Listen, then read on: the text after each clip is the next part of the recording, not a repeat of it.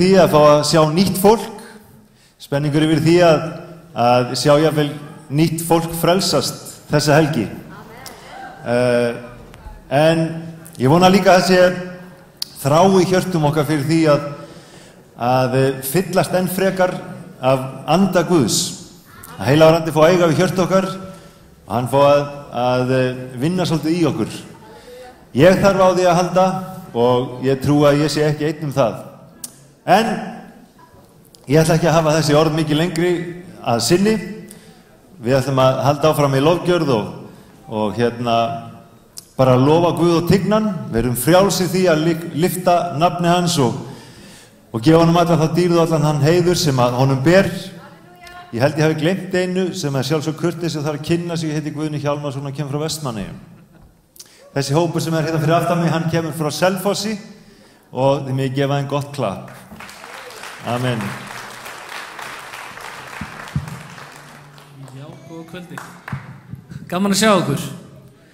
Ef við ekki bara byrja þetta, fara að lofa Guð. Til í það. Yndislegt.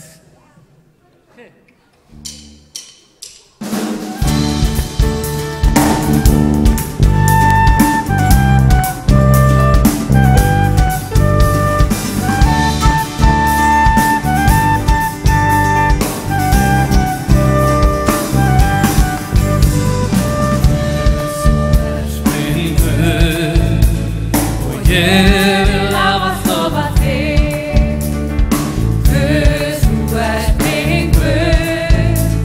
Og ég vil ávallt lofa þig, ég vil leita þín á morgni. Og ég vil læra gönguna með þér og snerta hver þú leiðir. Og ég vil fylgja þér hvert sem þú ferð.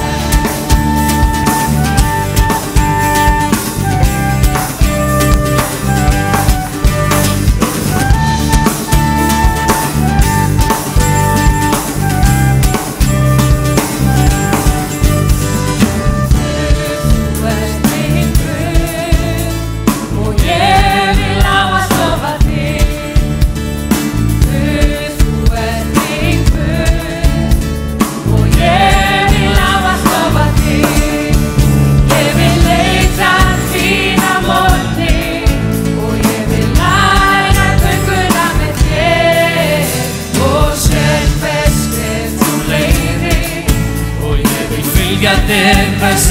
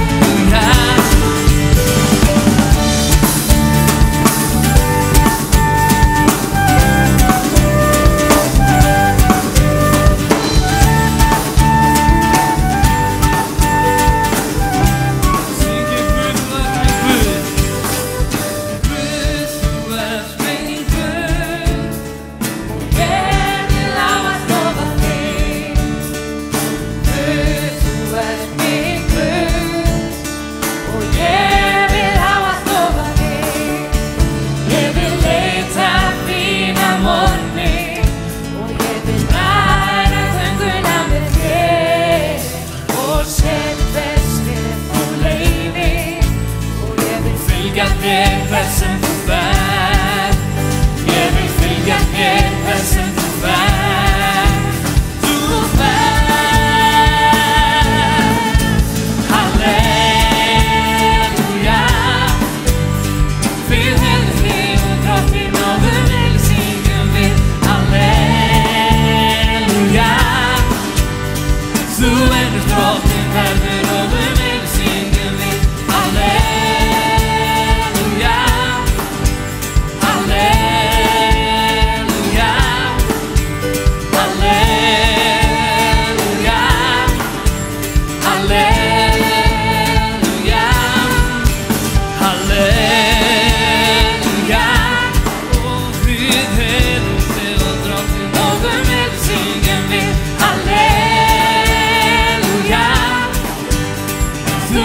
Drottinn verður og við syngjum við Halleluja,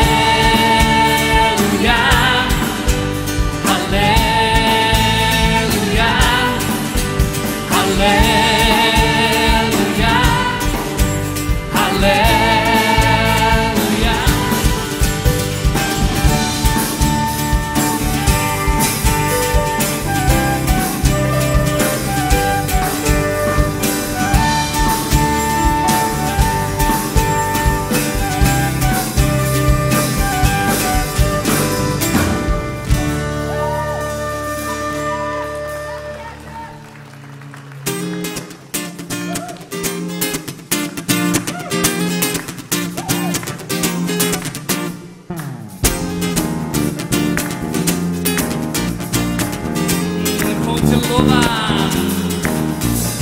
Komum og lofum hann, komum og upphefjum því hann drottinn Guð, verður allar lokkurðan. Komum og lofum hann, komum og upphefjum því hann drottinn Guð, verður allar lokkurðan. Í dýr og mikil leið, í krafti byggir hann í mér.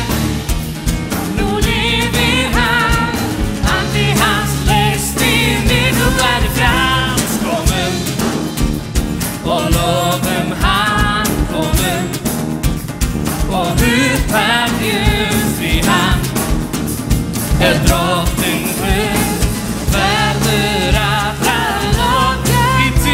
Í dýr og mikil leið, í krafti byggir hann í mér. Nú lifir hann, andi hans leysti mig, nú verður frjáls. Komum og lofum hann, komum og upphefjum því hann drottinn Guð, verður allar lokkurðan. Verður allar lokkurðan, verður allar lokkurðan.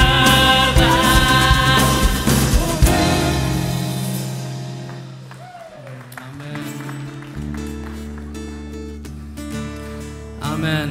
Við erum komin inn saman til hitt og drottinn, er ekki sammála því? Amen. Leyf mér að líta þig drottinn, ljúfur hjarta mín sund. Leyf mér að sjá þig, leyf mér að sjá þig. Leyf mér að líta þig drottinn, ljúfur hjarta mín sund. Leyf mér að sjá þig, leyf mér að sjá þig. Syngjum aftur, leyf mér. Leyf mér að líta þig drottinn, ljúfur hjarta mín sund. Leyf mér að sjá þig, leyf mér að sjá þig. Leyf mér að líta þig drottinn, ljúfur hjarta mín sund. Leyf mér að sjá þig, leyf mér að sjá þig. Syngdu.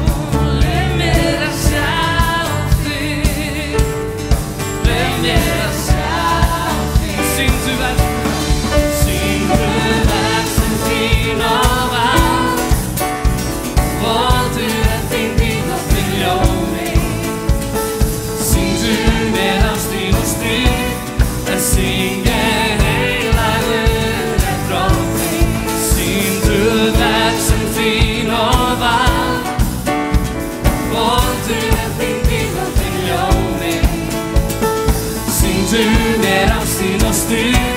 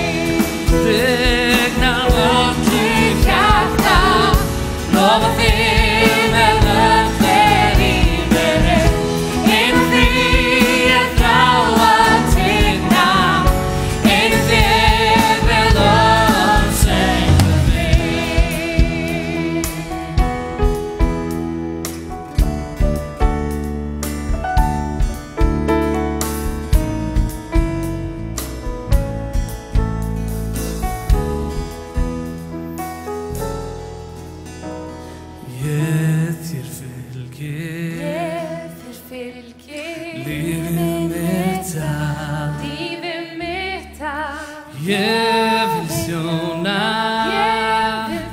ég vil gefa þér allt.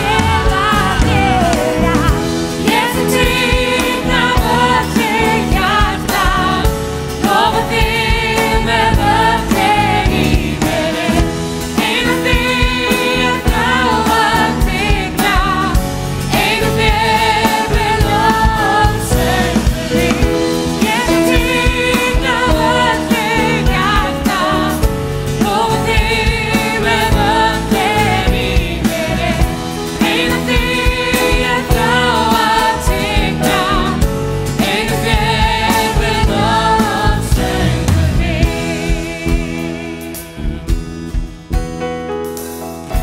Einu þér vel lofsöngur minn.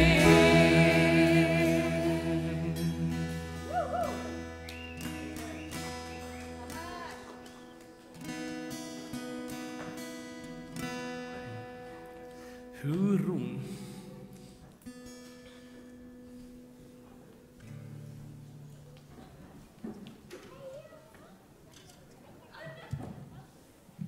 Amen.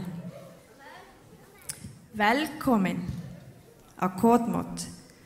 Er ekki allir glaðir í dag? Sól úti og sól í hjarta. Sími, Nokia sími, rauður. Kannast eitthvað við það?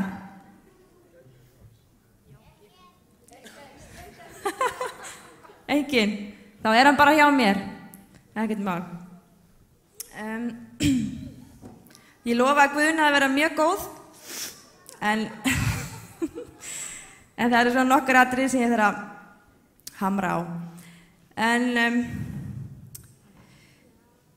varðandi bílastæðin og umferðina hérna á milli, þá er hámarkshraði, hvað, 20?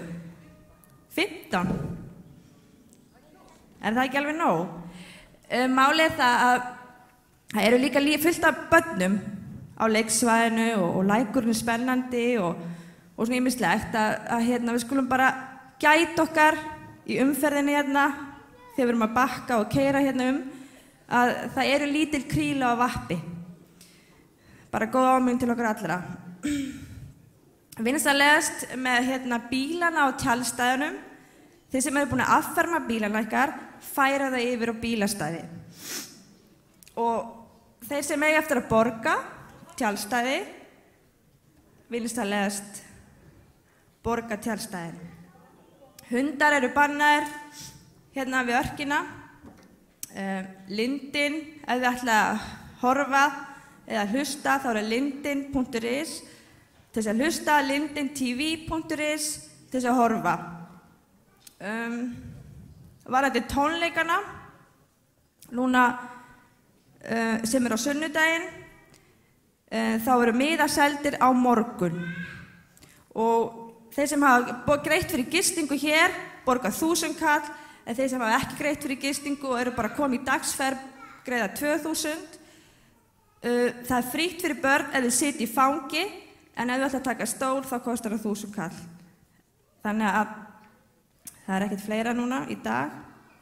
Það bara, já, takk kærlega fyrir mig.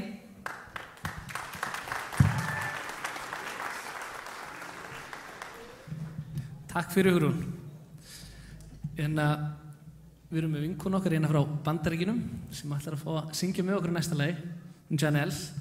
Og endilega takið, þetta er ekki einsöngu, þetta er bara endilega takið þátt með. Amen.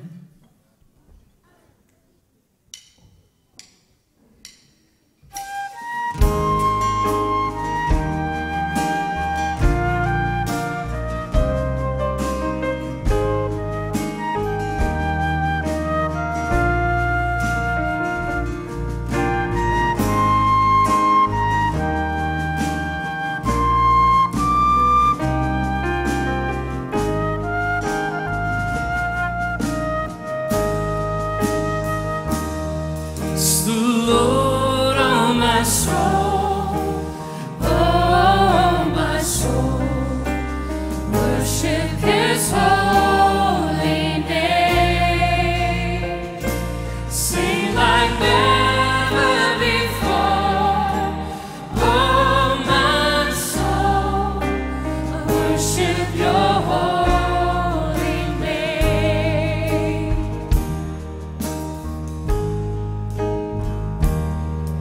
The sun comes up, it's a new day dawning. It's time to sing your song again. Whatever may pass and whatever lies before me, let me be singing when the evening comes.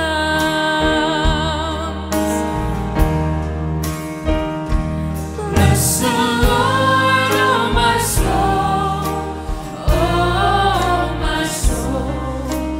Worship His holy name. Sing like never before, oh my soul. I worship your holy name.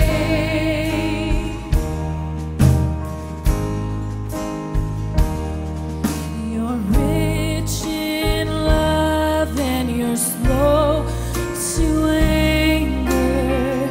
Your name is great and your heart is kind.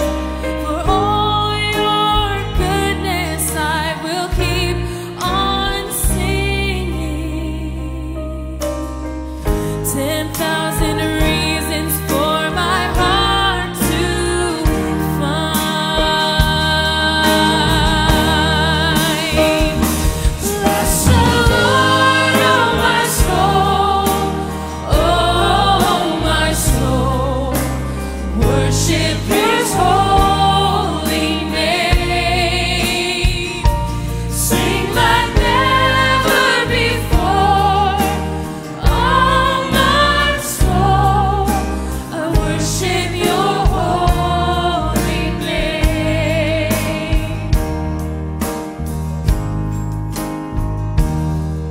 And on that day when my strength is failing, the end draws near and my time has come. Still my soul will sing your praise unending. 10,000 years and then forevermore.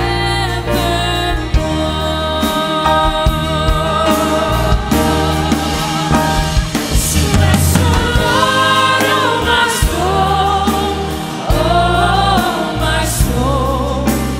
Worship His holy name. Sing like never before, oh my soul. I worship your holy name. Bless the Lord, oh my soul, oh my soul. Worship His holy name. Sing like never before, oh my soul. I worship your holy name. Worship your holy name. Worship your holy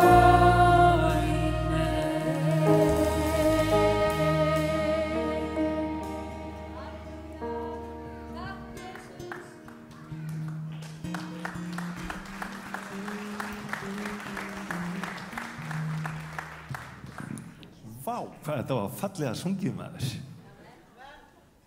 I'm sorry, I didn't get your name. Janelle, thank you very much. God bless you. Það erfitt að taka við eftir svona. En ég ætla samt að fá að taka pínlítið hérna inn í því að nú komið að þeim hluta þar sem við ætlum að taka fórn. Ég heyrði alveg hlátur skelli og glaðhlakkarlegar klapp og svo framvegis. En ekki gefa þau ef þið eigið þau ekki til. Gefið bara það sem þið eigið í hjartanu. Erum við sammála um það? Og þegar við komum fram fyrir Guð, þá megum við ekki gefa eitthvað sem við eigum ekki. Þá þurfum við að gefa það sem við eigum.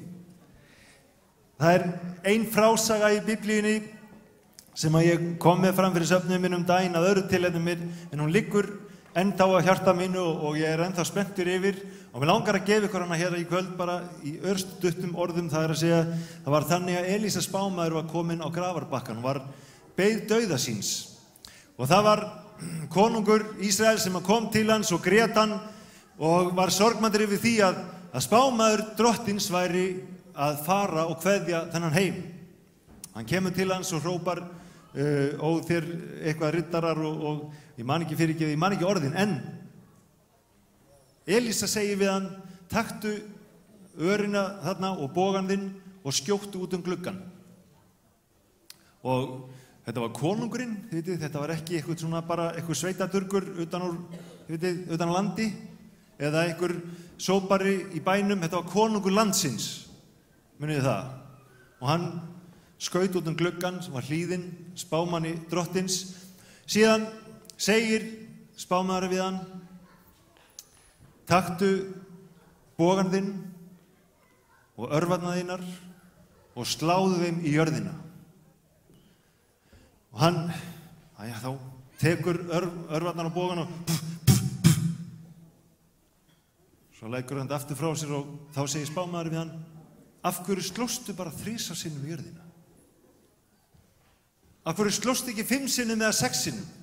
Það hafði verið sigrað Sýrlands konung og hann hefði aldrei þurft að hafa áhyggjur á honum meir. Hann hefði aldrei farið aftur í orrustu eða baráttu við þig eða ráðist inn í landið þitt. Þú hefðir gjörsigrað hann. Og þessi saga, hún náði svolítið taki á mér vegna þess að hann lýsir því að spámaður var að kalla eftir eftirvæntingu konungsins fyrir því sem drottin var að tala. Hvers vegna hafði hann ekki áhuga á því að slá nema bara 3? Ég get alveg gert þetta fyrst. Hvernig er hjarta okkar? Þegar við komum fram fyrir drottin, þegar við komum og tökum þátt í verki drottins, er það bara svona eitthvað sem við getum gert til hlýðar eða haft svona eitthvað staðar bara ódýrt fyrir aftan okkur, eða hefur við áhuga á því? Erum við spennt fyrir því? Er það eitthvað sem drottin talar? Þegar drottin talar, hvernig tökum við í það? Núna er við að fara að tala fyrir fórn, eða ég er að tala fyrir fórn. Hvað hefur það með örvar og boga að gera? Kannski ekki neitt. Þó að örvar kosti peninga og bogar kosti peninga, en það er það sem að vakti áhuga minni í þessari sögur, þessi eftirvænting fyrir verki drottins. Tóku eftir barnaleikvellinum hérna við hliðina á örkinni þegar þið komuð inn. Finnst þið ekki flottur? Það eru glæný leikföng. Það eru vegasalt, það eru rólur, það eru svona gormaveltitæki, ekki mjög heppilega fyrir mig því að ég er kannski aðeins svo stór fyrir þau, en það er mjög gaman að leika sér í þeim. Og það er svona eitthvað svona prílutæki og eitthvað rennibraut og eitthvað svona. Þetta er mjög flott og þetta eru glæný og glæsileg tæki og það er búið að girða umhverfis þetta. Þetta var allt gefið af fólki sem á heima út í heimi. Og mér langar bara svona að leggja til við ykkur að þið kíkið á það sem hefur verið gert hérna, brúin til dæmis yfir ána hérna neðan á tjaldstæðin og niður á bílastæðin. Þetta var gert af ameríska hópnum sem er hérna núna og hefur lagt mikla vinnu við það að koma hingað til þess að eyða tíma með okkur eða kannski ekki með okkur heldur fyrir okkur til þess að byggja upp, lagt peningana sína í það og mikla vinnu við að gera hreint og byggja upp og slá og ég veit bara nýr sandkassi og hinu leikvellunum sem er orðið fullur af sandi. Stórkostlegt að hafa fullt af sandi, er það ekki? Þess vegna skiptir það máli að við sem eigum þetta höfum líka áhuga á því sem er að gerast hérna. Að við ekki bara höfum áhuga á því, heldur setjum okkur inn í það. Ég ætla að vera með. Ég ætla ekki bara að slá 1 sinni í jörðina. Ég ætla ekki bara að slá 3 sinnum. Ég ætla að slá mörgum sinnum í jörðina því ég fá að sjá og fá að heyra hvað andi drottins vill tala.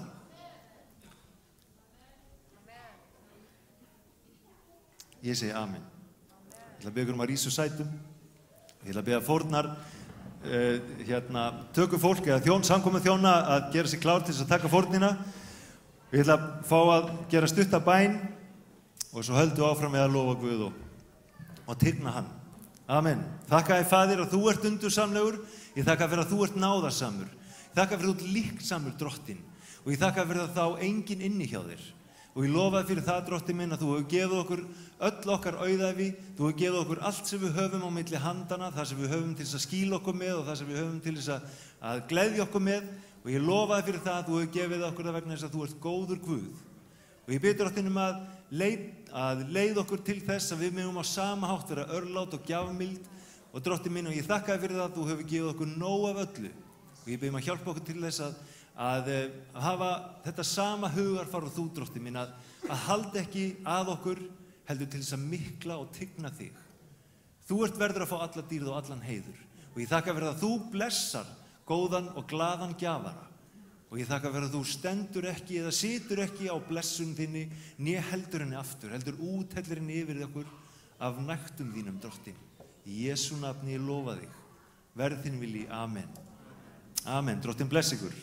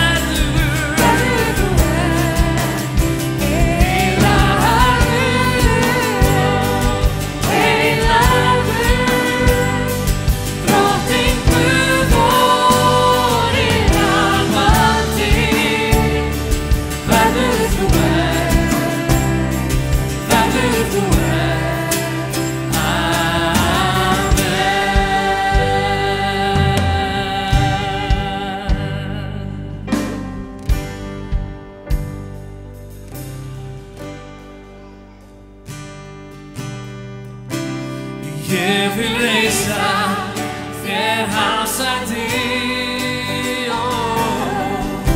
með lofsöng mínum, ó Guð. Lofum drottinn saman, stöndum upp og rísum upp og lyftum nafni Jesú. Ég vil reisa Þér hásæti með lofsöng mínum, ó Guð. Ég vil reisa þér hásæti með lofsöng mínum, ó Guð. Ég vil reisa þér hásæti með lofsöng mínum, ó Guð.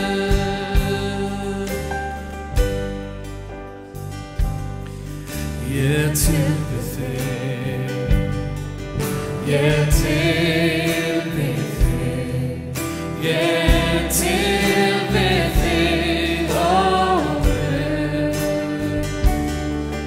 Ég heyra þig, ég elska þig, ég tilbið þig, ó Guð. Ég vil reisa þér hásæti með lofsöng mínum, ó Guð. Ég vil reisa þér hásæti með lofsöng mínum, ó Guð. Ég vil reisa þér hásæti með lofsöng mínum, ó Guð. Ég vil reisa þér hásæti með lofsöng mínum, ó Guð. Með lofsöng mínum, ó Guð. Með lofsöng mínum, ó Guð.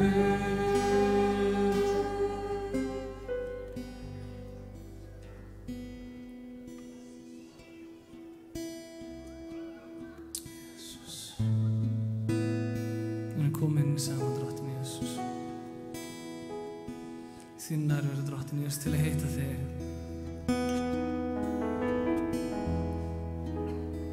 Við erum komin inn og saman til að lyfta þín nafni hátt eftir, drottinn Jesús. Því að út af þér, drottinn Jesús, eigum við lífið og eigum við sigurinn, drottinn Jesús. Það er fyrir þitt blóð sem rann á krossinum að við eigum sigurinn, drottinn Jesús. Sigur við synd og dauða, drottinn Jesús, sem þú vannst fyrir okkur, Jesús. Og viljum þakka þér og viljum lofa þig því að þú ert verðugur, Guð. Þú einn ert verður að fá alla lofgjörð, alla dýrð og alla tign aldur og ævi. Við viljum lofa þig því þú ert verður, þú ert heilagur, Guð. Vertu velkomin, velkomin, heilagur andi. Viltu starfa hér, mitt á meðal okkar í dag. Við þörfnumst þín, Jesús, og við þörfnumst þín meira og meira, Jesús. Viltu snerta við hjörtum okkar, viltu mæta okkur hér í dag, og við þörfnumst þín, Jesús. Ó, já, við þörfnumst þín, Faðir. Ertu velkomin mitt á mig.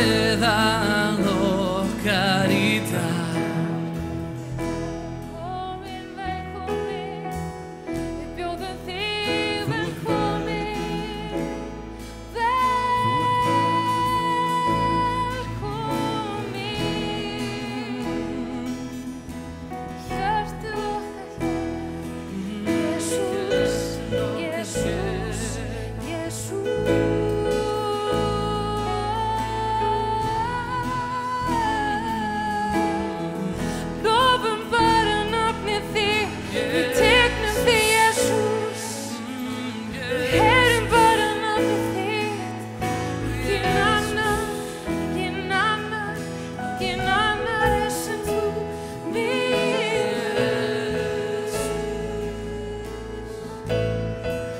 Við tegnum bara þig, Jesús, þú átt allt. Þú nátt allir þér, Drottinn Jesús.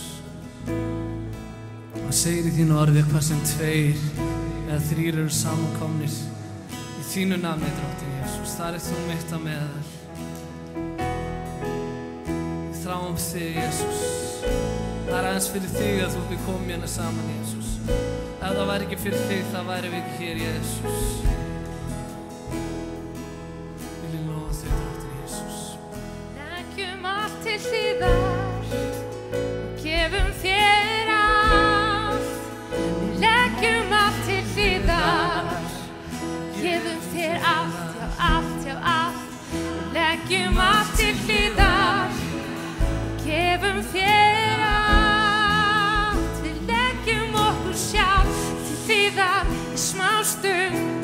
Gefum þér þennan tíma hér, því þú ert okkar Guð. Við erum þín börn, við elskum bara þig. Dragðu okkur nær, við leggjum allt til hliðar, gefum þér allt, Jesús. Næsta lagi sem við ætlum að syngja að byrja textin að segja: ég þarf ekki að leita lengra. Ég hef fundið það sem ég var að leita af. Takk, Jesús. Þú brúaðir þetta bil milli konungsins og okkur sem verður syndarinnar. Og við erum þakklát þér.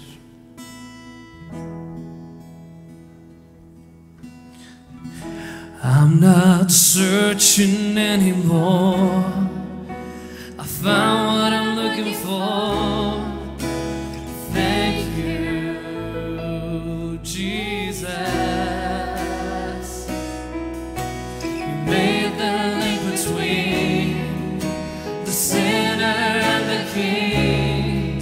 How I love you, Jesus.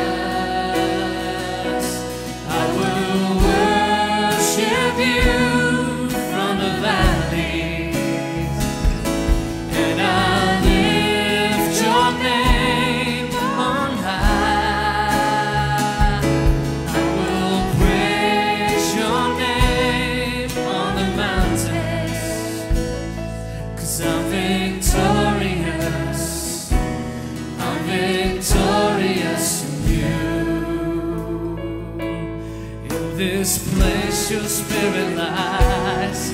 I lift my hands up to the skies. How I need you, Jesus. I bow before your throne, giving praise to you alone. Hallelujah, hallelujah. I will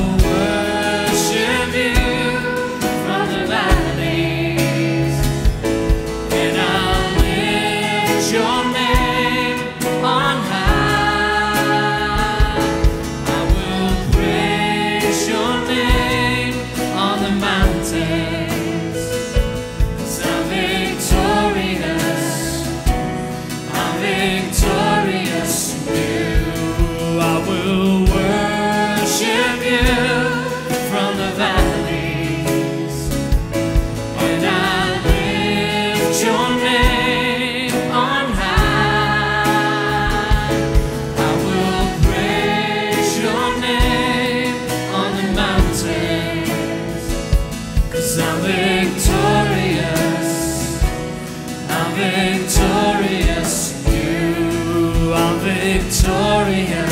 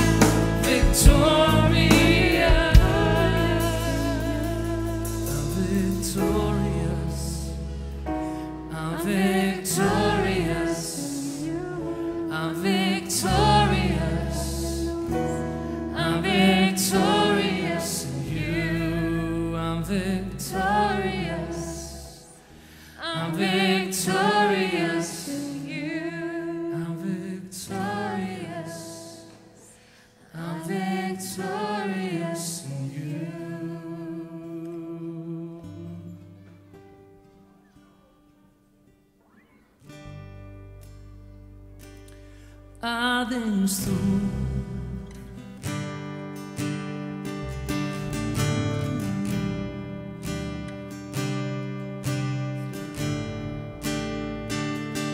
Aðeins þú, það gefur mér nýtt líf. Aðeins þú, far fyrst mitt hjarta báði. Aðeins þú, far svara minni bæn.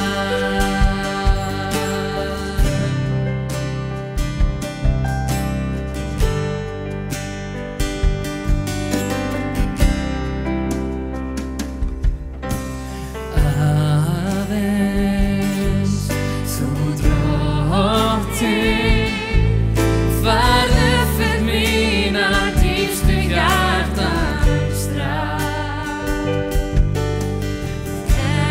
Ekkert mig fær hindra mig frá því að nálgast þig. Aðeins þú fær mætt því sem ég þrái. Aðeins þú fær gefur mér nýtt líf. Aðeins þú fær fyrst mitt hjarta báði. Aðeins þú fær svara minni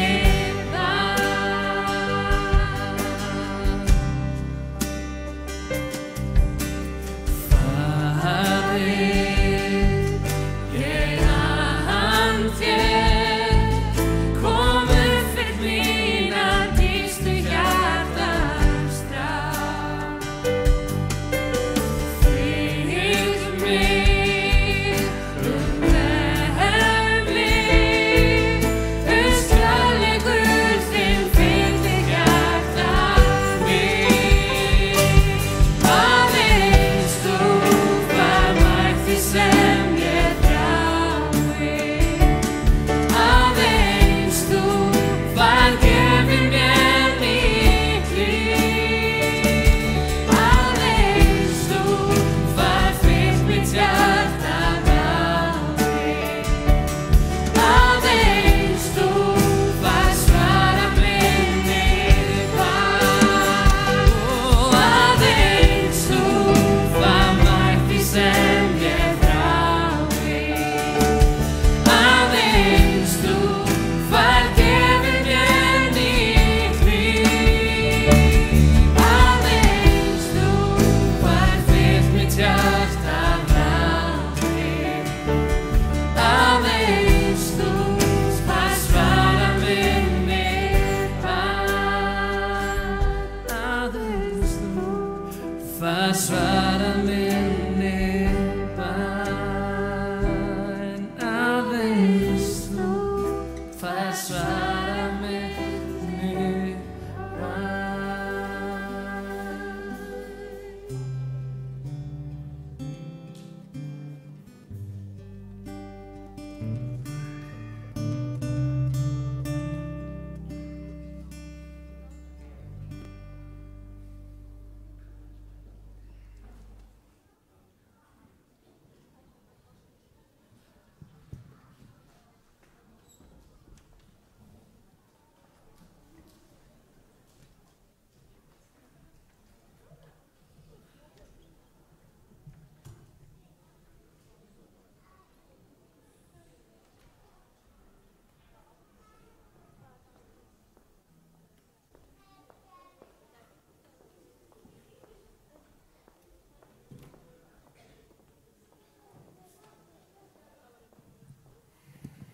Góðan daginn. Gott kvöld, höfum það þannig. Þið ekki glöð að vera hérna? Já, klöppum bara fyrir því að vera hérna, það bara góð hugmynd. Og klöppum líka fyrir hérna lofgjörðarsveitinni. Þau eru frábæri. En það eru flestir að frá Selfossi, það er bara gaman að segja frá því. Ekki að það skipti neinu máli. En ég glaður að sjá ykkur öll hérna. Takk fyrir að koma strax á 50-degi. Kotmót hefur fastur punktur í tilverunni á mér í rúmlega 30 ár. Í þau rúmlega 30 ár sem ég lifaði öll heldur. Og ég hef oft upplifað snertingu Guðs á Kotmóti. Upplifað hvernig Guð kemur og gerir eitthvað á Kotmóti. Og hér inni fólk sem hefur verið á mörgum Kotmótum, jafnvel alveg frá upphafi. Og Guð veit hversu marga Guð hefur snert við á Kotmóti. Og ég trúi því að árið í ár muni vera sjálfstætt framhald af því að Guð muni mæta mörgum og breyta lífum margra hér á þessu móti. Og ég hef eftir væntingu fyrir þessi Kotmóti. Ég trúi því að Guð ætlar að starfa. Ég veit hann ætlar að starfa. Þetta verður frábært mót. Við erum með frábæran aðalpredikara sem heitir John Beynon. Já, klöppum fyrir John Beynon. John ekkert venjulegur maður. Fyrir utan að vera frábær predikari og skemmtilegur og gaman að hlusta á hann, að þá þetta Guðsmaður. Virkilegur Guðsmaður sem elskar að biðja. Hann elskar að vera frammi fyrir Guði og getur eytt klukkutímum, dögum, bara í að biðja og lofa Guð. Hann elskar það. Hann elskar nærveru Guðs. Og hann kom hérna á þriðjudaginn, mánudaginn, til þess að leiða bænastundir alla vikuna fyrir Kotmóti. Þetta svona 2 fyrir 1 pakki sem við fengum í ár. Og við erum eftirvæntingafull fyrir því sem Guð ætlar að gera á þessu móti. Og mér langar að segja við ykkur sem eru heima og eru að hlusta og eru jafnvel búin að hætta við að koma, eða þú veist, ætli ekki að koma á mótið í ár, komiði á mótið. Bara sleppið öllu öðru sem það ætla að gera, komið hingað upp í Kot, nóg á tjaldstæðum, sólin skín og allt dásamlegt. Komið og verið með okkur. Algjörlega.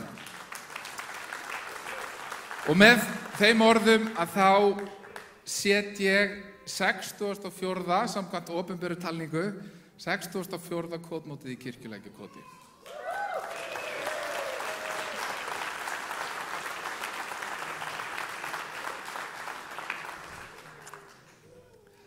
Ég spila Old Boys körfubolta og þar ég með þennan brúsa og fæ mér alltaf að drekka og það einn félagi minn í körfuboltanum sem er samfærður að þetta sé vígt vatn og það ekki af því að ég svo góður og hann fékk mér að smakka einu sinni, svona pröfa en Guð góður og hann elskar fólk og hann gleðst yfir börnunum sínum og þess vegna ætla ég að byrja á því að fjalla djúpa speki, mjög djúpa speki og segja ykkur hversu marga einstaklinga ólíkir svefnuðir þurfa til að skipta ljósaperu. Og við erum nú einu sinni hér til þess að lægja á smá hvort öðru. Fyrsta lagi að Hvítasunnu-kirkjan. Byrjum að gera grín á okkur. Ef þú Hvítasunnumaður, þá þarf 9 til að skipta ljósaperu. 1 til að skipta peru og 8 til að biðja gegn anda myrkursins á meðan. Ef þú ert í Presbyteriankirkjunni, þá þarf engan. Það allt fyrirfram ákveðið og ljós munu slökkna og kveikna á fyrirfram ákveðnu tíma. Ef þú ert í veginum, ekki vegarar hérna, örugglega. Ef þú ert í veginum, þá þarf bara 1. Þeir eru hvað sem alltaf með upplýstar hendur. Enda þeir hálfgerðir Hvítasunnumenn. Ef þú ert kaþólskur, þá þarf engan, aðeins kertitak. Ef þú ert baptisti, þá þarf minnst 15, 1 til að skipta peru, 3 nefndir til að samþykkja breytinguna og ákveða hver sækir djúpstekta kjúklingin og franskarnar. Ef þú ert í bræðrasöfnuðunum, þá þarf bara 1 til að panta rafvirkja og 3 til þess að tala hversu miklu betri gamla peran var.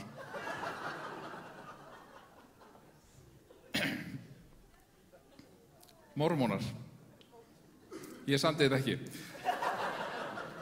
Það þarf 5, 1 mann til að skipta peru og 4 eiginkonur til að segja henni fyrir verkum.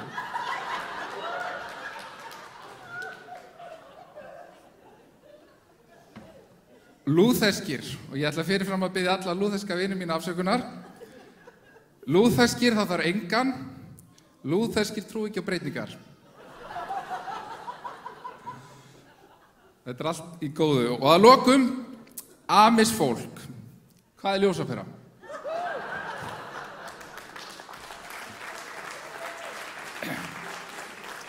Við þurfum að vera tilbúin að hlæja þess og gera aðeins grína hvort þau eru ekki satt. En í ár að þá yfirskriftin vakið, verið hugrekk og styrk. Og undir titilin þetta láti ekki hugfallast því ég þín Guð, ég styrki þig, ég hjálpa þér, ég styði með hægri hendi réttlætis míns. Þetta tekið úr Jesaja 41. Og í dag við upp á kvotmóls þá langar með að minna okkur á hver við erum í Guði.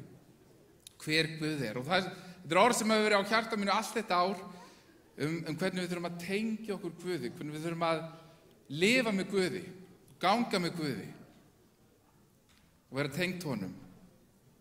Í dag búum við í landi sem að Guð hefur blessað. Það eru 1000 ár síðan við tókum ákvörðun að fylgja Guði, að ganga Guðs veg. Það er rúmlega 1000 ár síðan og við erum blessuð þjóð. Guð hefur blessað þessa ákvörðun. Þó svo við höfum ekki gengið fullkomlega eftir Guðs vilja alltaf, að þá hefur Guð blessað þessa ákvörðun. Og við í kringum okkur eru líka þjóðir sem hafa ákveðið slíkt í sama.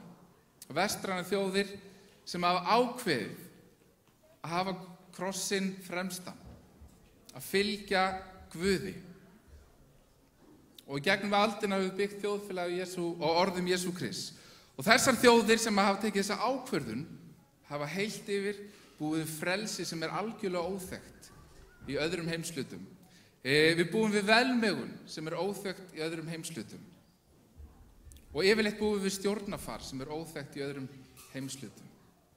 Vegna þess að við völdum að fara eftir orði Guðs. Og það sem Kristur boðaði og kenndi okkur fyrir 2000 árum síðan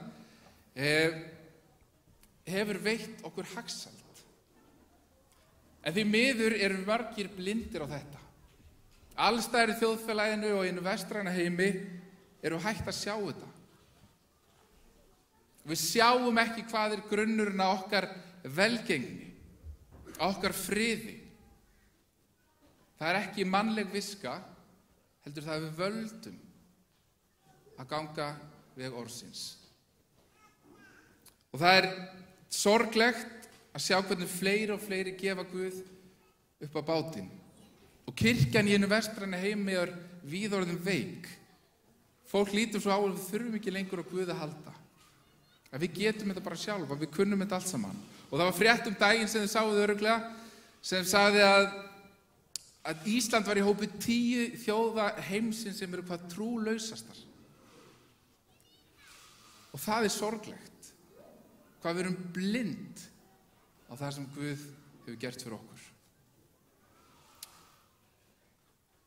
Þar sem Guð er boðinn velkominn, þar blessar hann.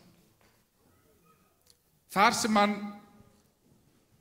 honum er ýtt til hliðar, þar sem hann er ekki velkominn, þar dregur hann sig til hliðar. Og þetta á við þjóðin okkar, þetta á við kirkjuna og þetta á við okkur sjálf.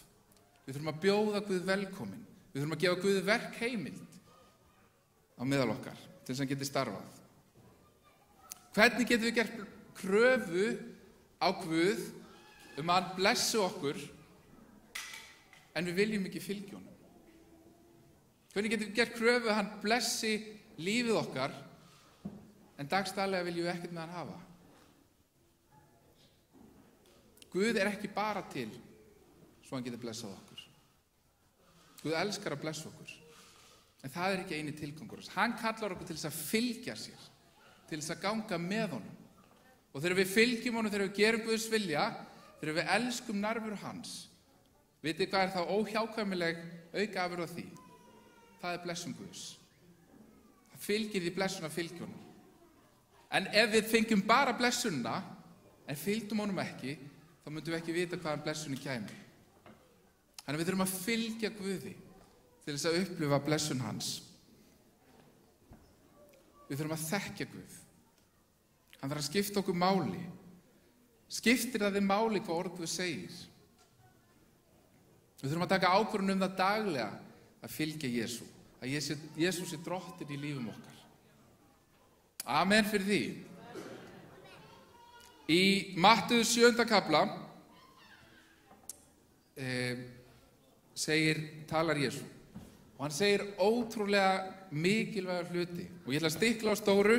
Hann segir meðal annars dæmið ekki svo þið verða ekki dæmdir. Hann segir biðjið og yður mun gefast, leitið og þér munu finna, kníið á og fyrir yður mun upploki verða. Síðan segir hann allt sem þér viljið aðrir menn gjöri yður, það skuli þér og þeim gjöra. Þetta lögmálið og spámennir. Síðan segir hann annað, gangið inn þrönga hliðið.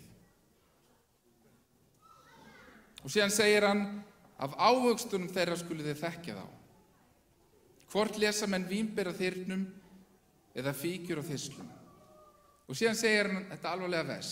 Ekki mun hver sá sem við mig segir, Herra, Herra, ganga inn í himnaríki, heldur sá einn gjörir vilja föður míns sem á himnum.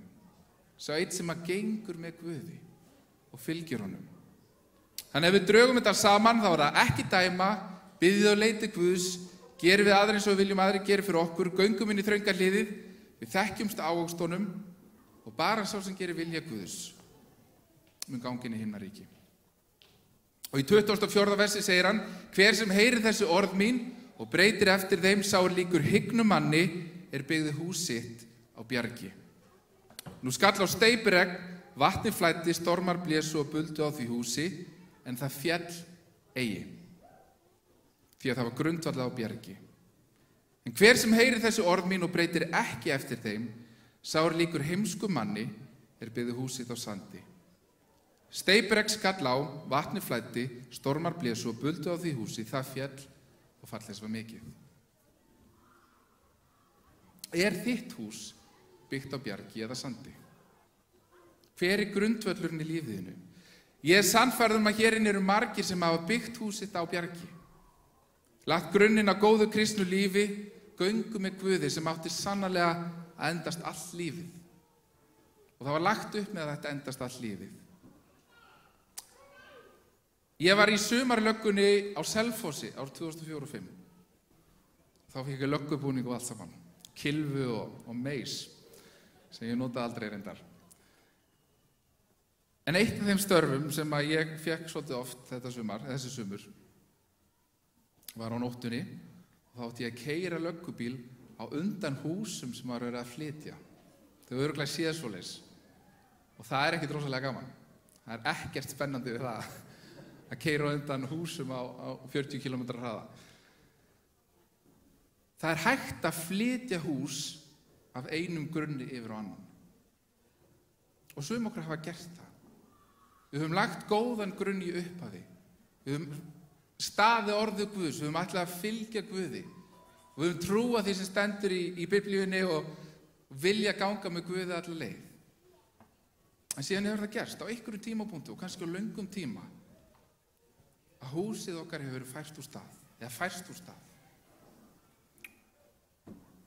Og farið á jarðveg sem ekki alveg jafn stabíl. Þannig að þegar eitthvað kemur, þegar eitthvað gerist, það er allt í lagi kannski á meðan allt í góðu og rólegt í kringum okkur og við lendum ekki áföllum. En þegar eitthvað gerist, þá grunnurinn okkar ekki réttur. Hver þinn grunnur í dag? Það það sem skiptir máli. Ekki hugsa upphafið, hugsa það sem í dag. Hvar ertu staddur í dag? Hvað þolir þitt hús? Hvers konar áföll, hvers konar mótbyr í þínu kristna lífi þolur? En stendur samt. Við þurfum að standa og þegar við færumst úr stað, þegar við færumst yfir á slæman jarðveg og grunn, þá gerist það yfirleitt vegna þess að Guð hættir að vera miðpunkturinn í líf okkar. Og hann hættir að vera miðpunkturinn í líf okkar vegna þess að við missum tenginguna við Guð. Við missum þetta daglega samfélag við Guð. Í Jóhannes 18:3 stendur, en það hið eilífa líf að þekkja þig, hinn eina sanna Guð og þann sem þú sendir Jesú Krist. Við þurfum að þekkja Guð. Hann þarf að vera hluti af líf okkar. Hann þarf að vera hluti af okkar daglega lífi og sambandi og Guð vill gera þetta. Hann vill endurnýja eldinn sem að brann fyrir honum í lífum okkar. Það vill kveikja neista í lífum okkar, þannig að við elskum Guð, þannig að við elskum að lifa fyrir hann, við elskum að ganga fyrir honum. Að kristna lífi sé ekki bara eitt af öllu hinu sem mjög jákvætt og við gerum það af gömlum vana. Hjá okkur allt og mörgum það orðið svoleiðis og við þurfum að hleypa Guð að til þess að kveikja eldina nýju. Vegna þess að það ótrúlega óspennandi að lifa kristnu lífi og eiga ekki samband við Guð. Það ekkert spennandi. Ég bara að tala af reynslu. En það að lifa kristnu lífi og þekkja Guð, tala við hann, eiga samfélag við hann, það spennandi. Má ég heyra klapp fyrir muninum á því? Það breytir öllu. Það breytir öllu að þekkja Guð og upplifa nærveru hans á hverjum degi. Upplifa handleiðslu hans þegar hann leiðir okkur áfram. Þegar við upplifum bænasvör og allt sem að hann gerir. Ég hef gaman að tækjum og þetta eitt af tækjunum mínum. Þetta svona sími, snjallsími. Og með þessum síma get ég hlusta á tónlist í gegnum netið, ég get talað, ég get hringt og séð þann sem ég að tala við. Bara fara á netið, ég get gert ótrúlegustu hluti á þessari græju. Síðan gerist það stundum eins og sumstaðar hérna í kotinu að ég næ ekki sambandi og ég verð ótengdur. Og þá geti ég alveg eins verið með grjótknullung í vasunum eins og verið með hann að síma. Vegna þess að ég næ ekki neinu sambandi, hann gerir ekkert fyrir mig. Og þetta svolítið svipað. Ef við segjumst vera kristin, ef við gerum alla hlutina, ef við erum voðalega góð og jafnvel förum í kirkju, en ef við hefum ekki tengingu við Guð, þá gætum við bara alveg skert eitthvað allt annað. Vegna þess að snýst að þekkja Guð. Það snýst að eiga samfélag við Guð og leyfa honum að leiða okkur áfram. Að tengja okkur við hann. Að hann sé uppsprettan í lífum okkar. Og það það sem hann vill að við séum. Hann vill að við séum tengd við hann. Í Rómverjabréfinu 12. kafla, 11. vers segir: verið ekki hálfvolgir í áhuganum, verið brennandi í andonum, þjónum Guði. Við erum sköpuð til þess að fylgja Guði og tengjast honum, eiga samfélag við hann.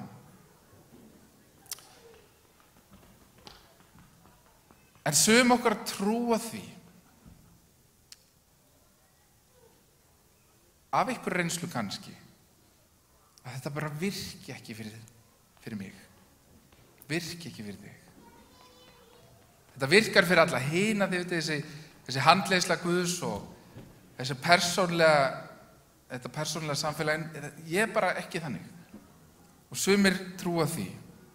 Og margir hafa upplifað það að hlaupa eftir einni stefnu og hlaupa eftir því sem eitthvað að gerast þarna og síðan hættir það og þá hlaupa eftir næsta og síðan hættir það og það var svona vombriði, svona einhvern ítröku vombriði og fólk bregst og þá kannski einhver æðislegu predikari sem var hljóst á eftir og síðan hefur hann brugðist og við svona upplifa vombriði, fattiði. Og við ákveðum bara, ok, ég ger þetta bara, þetta gott fyrir mig og börnum mín að koma í kirkju og allt þetta. En þótt ég sé ekki tengdur, allt í lagi. Og við sættum okkur við eitthvað sem verra. Við sættum okkur við verra hlutskipti. Við gerum alla hlutina en við eigum ekki tenginguna.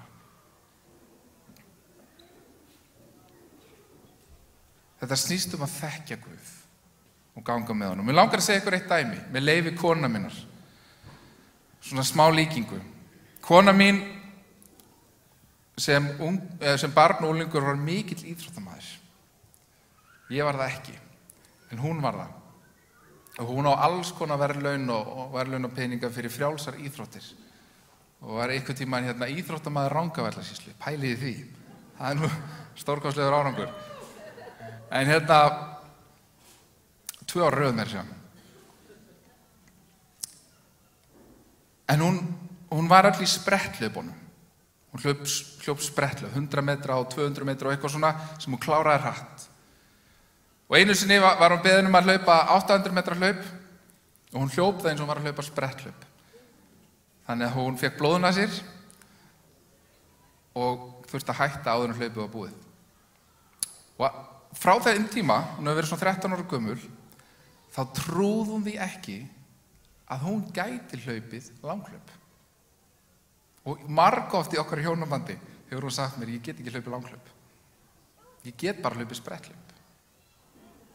Ok. Síðan tók hún ákvörðun á þessu ári.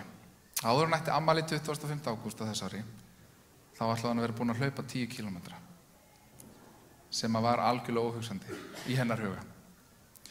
Og hún æði sér í eitthvað forrit á netinu, sem er svona þjálfunarforrit, sem virkar þannig að til að byrja með þá hleypur maður kannski í 3 mínútur, sem labba maður í 2 eða 3 ár.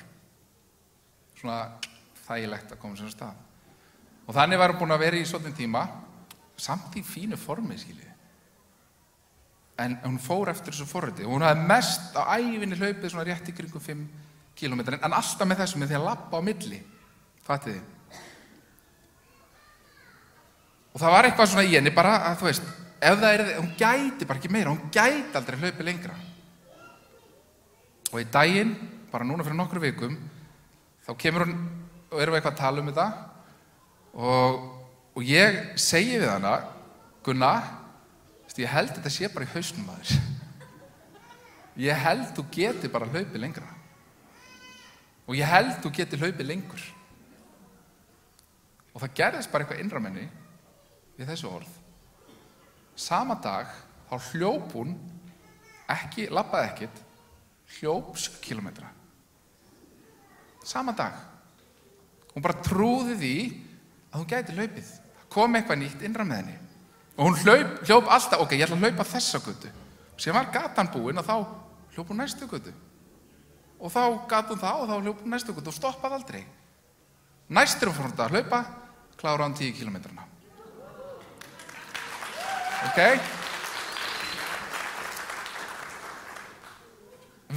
Mörg okkar hafa upplifað góða stutta spretti með Guði.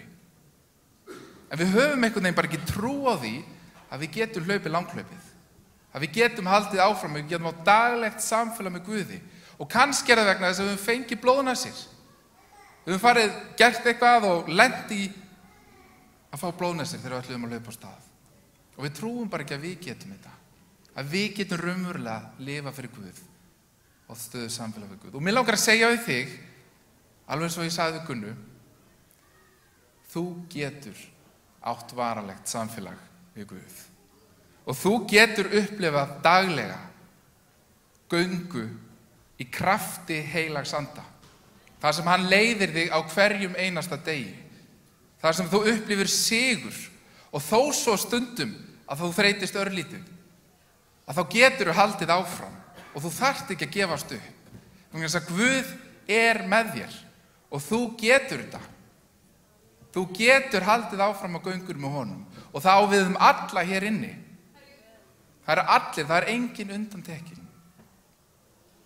Þannig að vonbrigðin, blóðnassirnar sem þú fengið ævina, legðu það til hliðar.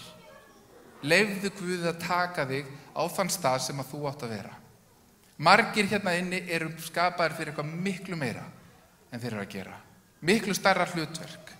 Gjafir þeirra sem þeir hafa eru ekki notkun, vegna þess að þú bara trúir því ekki að þú getir, að þú hafir það sem til þarf. Guð vill nota þig. Guð vill leyfa þér að upplifa sigur á hverjum degi. Göngu með honum. Í Sálmi 34:19 stendur: Drottinn er nálægur þeim sem hafa sundumar í hjarta, þeir hafa sundur kramin anda. Hjálpar hann. Þeir sem vita þeir eru ekkert án Guðs, þeim hjálpar hann. Þeim er hann nálægur. En hvernig hefur að gera þetta? Svona í alvöru talað, hvernig tengjumst við Guði daglega? Með því að stinga í samband, með því að tengja okkur við hann. Við þurfum að verja tíma með honum. Og í nútímanum, þá getur verið rosalega erfitt að róa sig niður og gefa sér tíma í það sem skiptir mestu máli. Að verja tíma með Guði. Og við þekkjum þetta öll.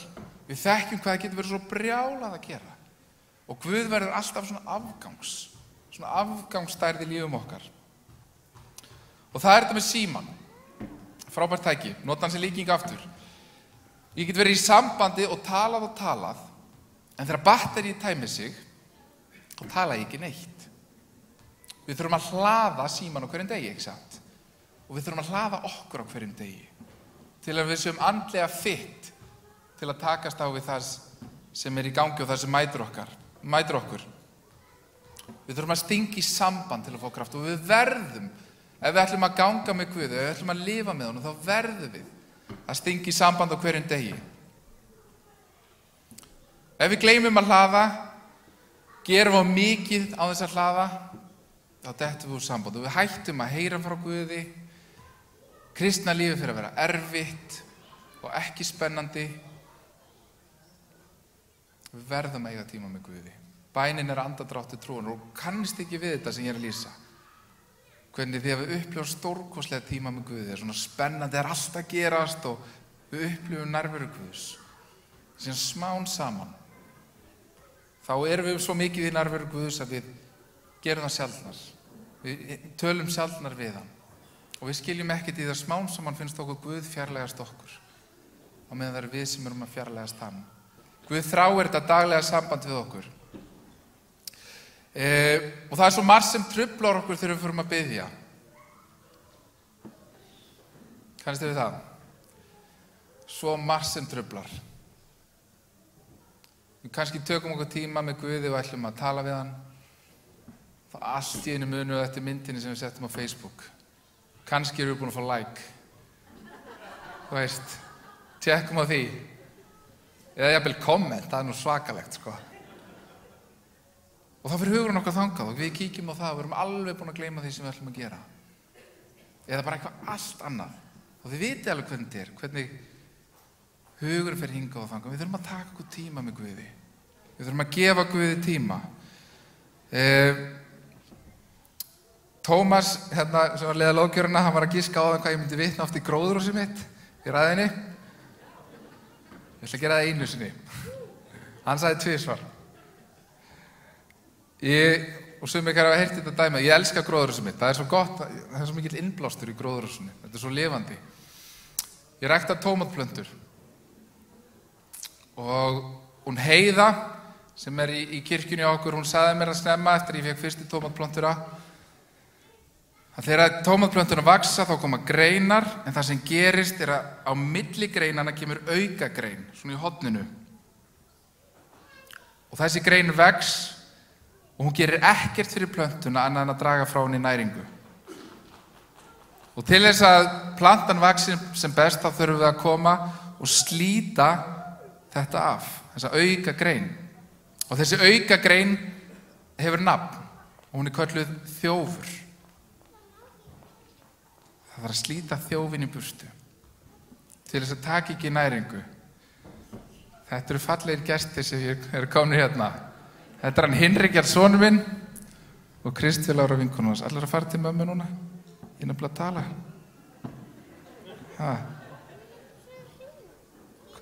Hvað segið þið? Hvað er að fara í hring? Já, farið í hringinn, ok. Og fáðu ykkur bara að drekka líka.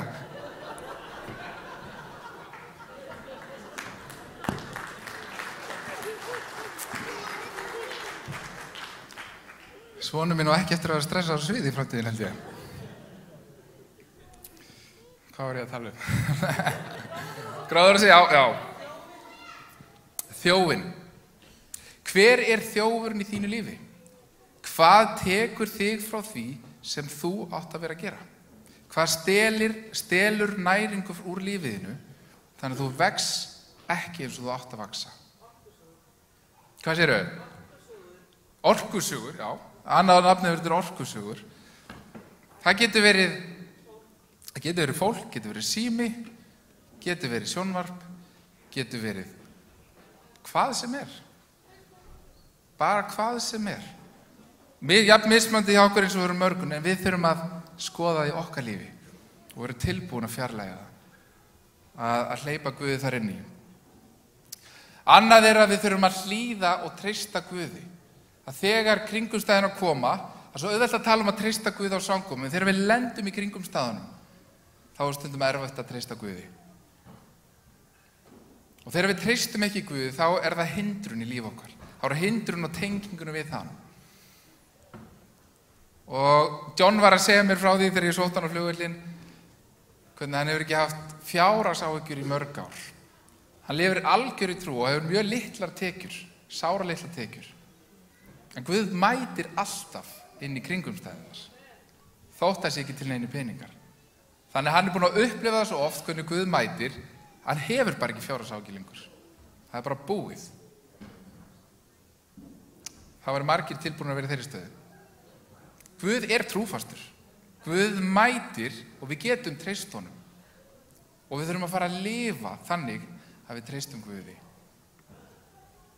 Og það eitthvað sem að virkilega efli sambandi við Guð. Það var svona maður sem að datt niður í gjá og leiðinni niður að þá náði hann að grípa í trjágrein.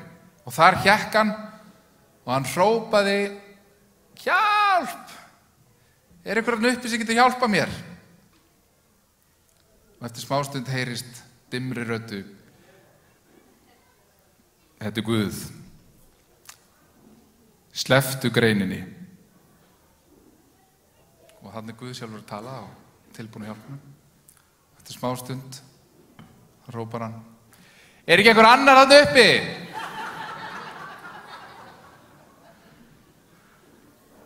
Og hversu oft gerum við þetta? Sú leið sem að Guð að segja okkur, að vísa okkur í, okkur finnst það ekki alltaf að vera rétta leiðin. En Guð sá sem sér lengra. Guð sá sem veit, Guð sá sem þekkir og sér fyrir okkur. Og við getum treyst honum. Og til þess að læra að treyst honum þá þarf að tengjast honum. Verið ekki hálfvolgir í áhuganum, verið brennandi í andunum, þjónið drottni. Verum brennandi í andunum. Ég talaði því upp að hvernig mér finnst sorglegt hvernig vantrú að taka yfir landið okkar. Hvernig við erum hætt að trúa og treysta Guði.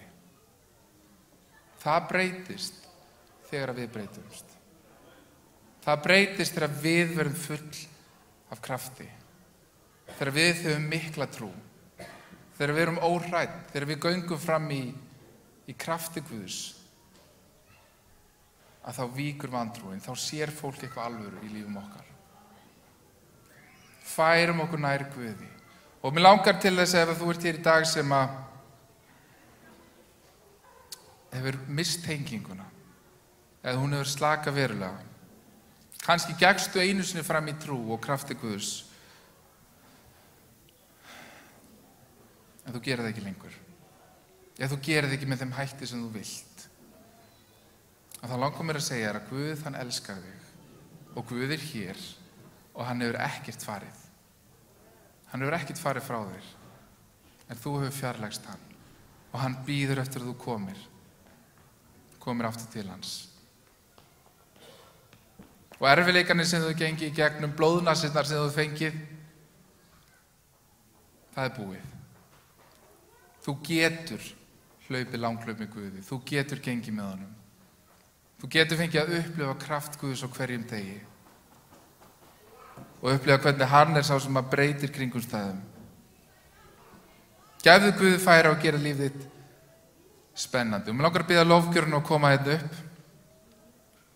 Aftur. Gefðu Guði tækifæri. Að vera heilshugar við hann. Við sem kirkja á Íslandi, við verðum að vakna. Og mér langar þetta til þess að vera upphafsorðin á þessu móti. Vöknum.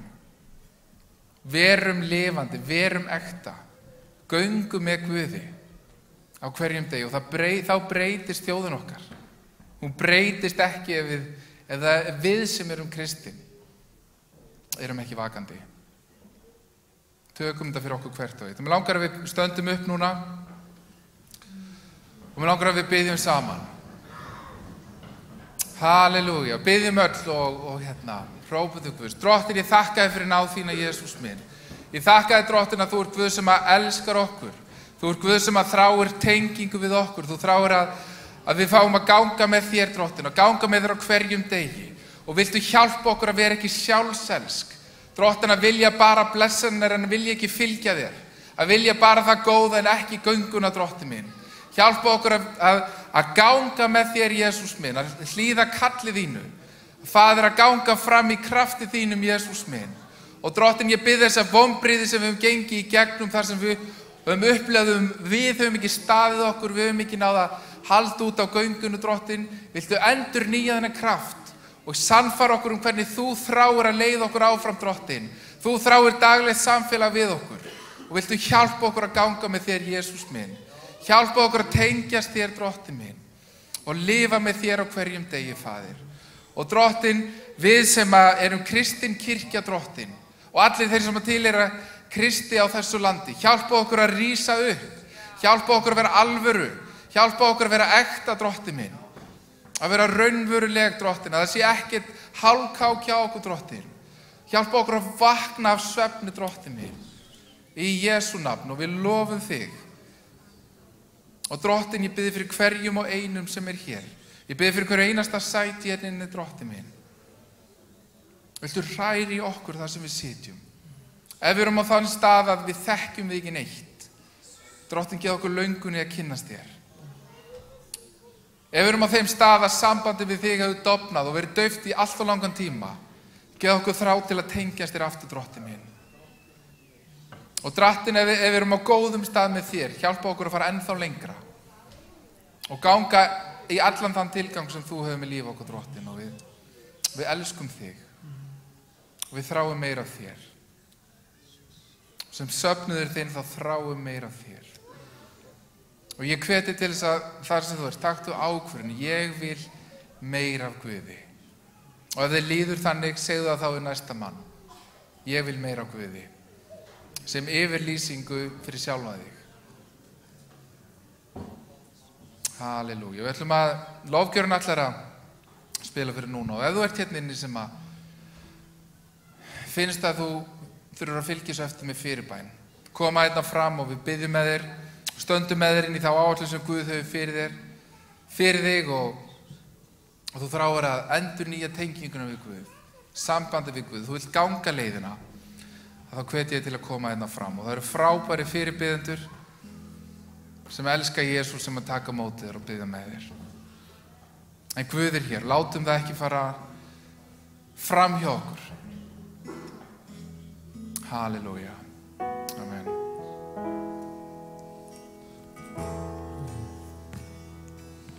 Takk,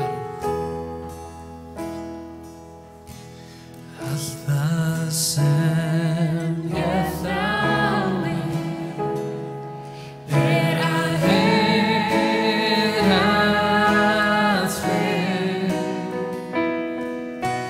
Guð af öllum hjarta, ég tigna þig.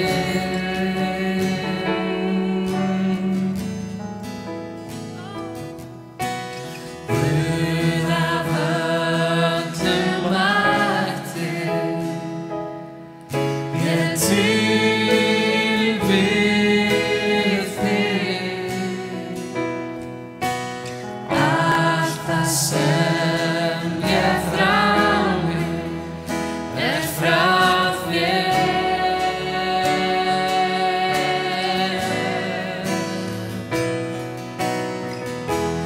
Guð, mitt hjarta þig, mín sála þín. Guð, allt mitt líf þig, Drottinn, hvert sem ég fer, einnig hvar sem ég Guð, verði viljið þig.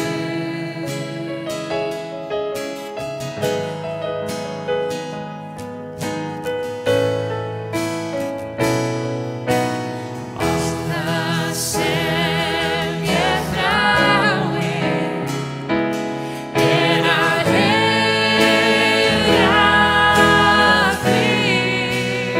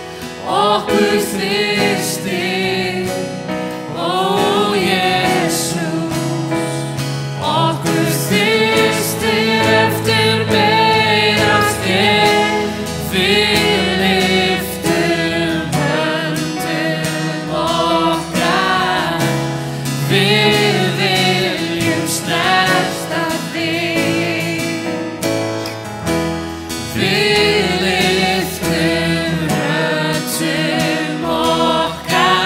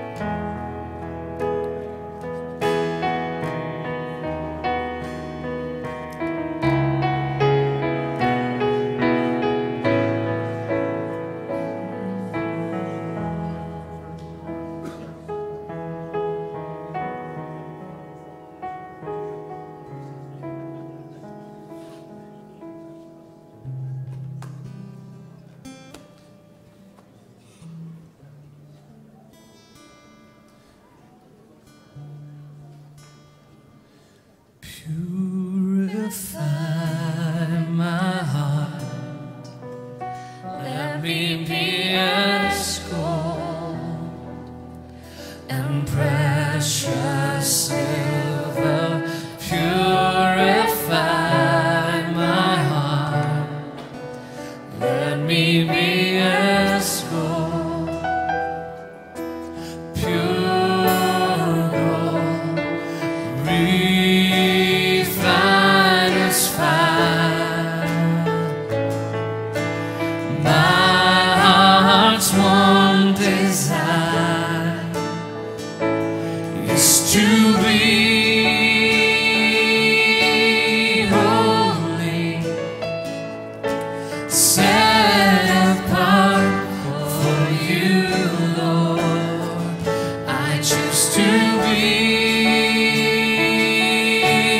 holy, set apart for you, my Master, ready to do your will.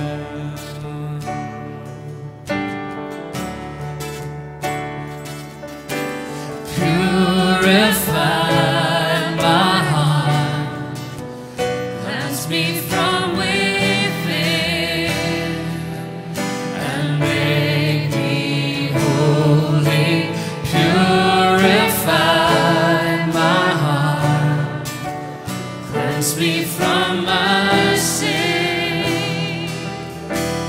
Deep within, refine as fire. My heart's one desire is to be holy, set apart for you, Lord. I choose to be holy, set apart for you, my Master, ready to do your will. I choose to be holy, set apart for you, Lord. I choose to be holy, set apart for you, my Master, ready to do your will. I'm ready to do your will. Jesus, I'm ready to do your will.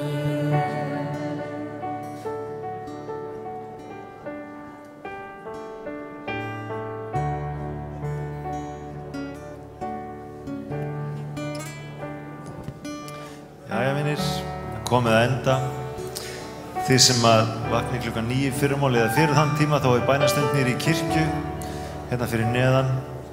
Samkoman byrja hér í fyrramálið klukkan 10. Þið eru hjartalega velkomin.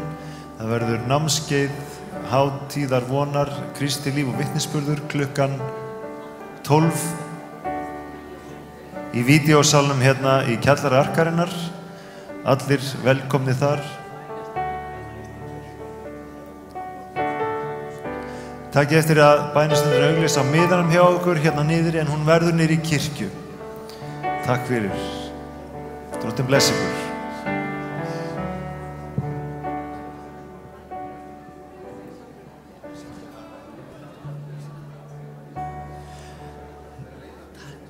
Með söng ég kem nú hér fyrir þig, ó Guð. Ég vil lofa þig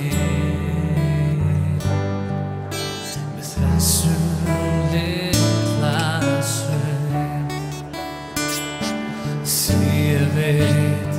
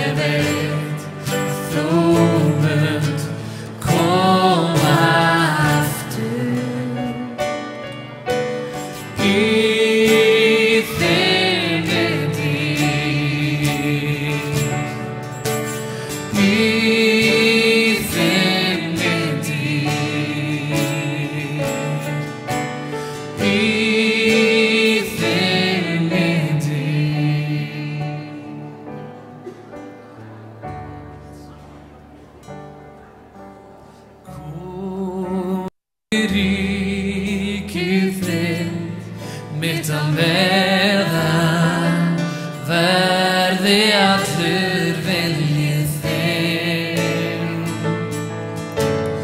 Allt sem fætt af sér sigrar heiminn. Þú minn Guð átt alla tíð. Þú ert heilagur. Þú ert heilagur. Komi ríkið þitt mitt á meðan verði allur viljið þinn. Allt sem fætt af sér sigrar heiminn. Þú minn Guð átt allar tíð. Þú ert heilagur, Jesús. Þú ert heilagur. Allt sem fætt af sér sigrar heiminn. Þú minn Guð átt alla tíð. Þú ert heilagur. Þú ert heilagur. Allt sem fætt af sér sigrar heiminn. Þú minn Guð átt alla tíð. Þú